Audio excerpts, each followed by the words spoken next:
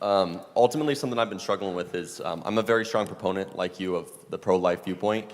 And a big reason that is because I think that's God's job and not ours to determine the intrinsic value of a life.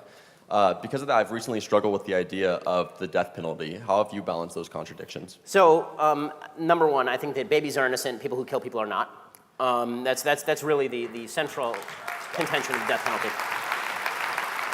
I think the death penalty exists for a couple of reasons on a purely secular level. So, without quoting the Bible and, if you shed blood by man, shall your blood be shed and all that. The secular rationales for the death penalty are twofold. One is the supposed deterrence effect.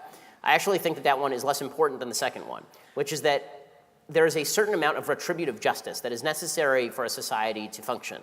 And if you do not have, you see this in a lot of societies that don't have rule of law. It's fair to say that in a rule of law society like the United States, the death penalty is a little bit less important than it would be in other societies. But you particularly see this in societies where there isn't a solid rule of law, where if a member of one group kills a member of another group and there is no death penalty, and there's no good jail system, for example, then a member of the second group will then go and kill somebody as a member of the first group, and this is how you get tribal warfare. And this is why the idea of putting people to death for committing murder was originally proposed, on a secular level by societies, was you commit a murder, the state has an interest in killing you, because we can't have this lead off a cycle of revenge that you see. Forget about in less developed societies, you see this in gang warfare on a routine basis, right? This is basically half the crime in the United States. So that exists on a secular level. As far as the morality, I really don't think the two are in any way similar. I think that if you rape and kill a child, you should die. If you're an innocent child in the womb, you should not.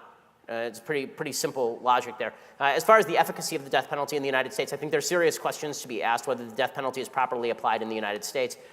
In my opinion, it's not applied consistently or enough. If you're going to actually apply it, you have to apply it. You can't do this routine where people stay on death row for 40 years, and even then, it's unevenly applied. I think the best case to be made for abolition of the death penalty is not a moral case, it's a government sucks at everything case, because I'm always warm to that case, because the government sucks at everything.